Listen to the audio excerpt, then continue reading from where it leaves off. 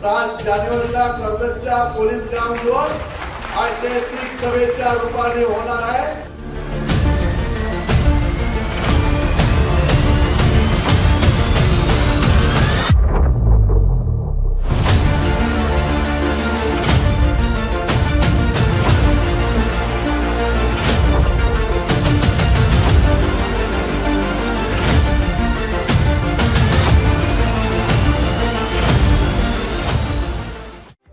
राज्यात महायुतीचं सरकार असून महायुतीच्या माध्यमातून मेळावा घेण्याची तयारी आता भाजप शिंदे गट आणि राष्ट्रवादीनं सुरू केली आहे। त्यामुळे कर्जत मतदारसंघात सुद्धा असा मेळावा भविष्यात होणार असल्याची माहिती सूत्रांनी दिली आहे। हा मेळावा लोकसभा निवडणुकीच्या दृष्टीनं असणार आहे। त्यामुळे व्यासपीठावर आमदार महेंद्र थोरवे, माजी आमदार सुरेश लाड, राष्ट्रवादीचे नेते सुधाकर घारे एकाच व्यासपीठावर आपल्याला दिसणार आहेत। कारण महायुती म्हणून या तिन्ही नेत्यांना एकत्र यावं लागणार आहे। विकासनामा, कर्जत।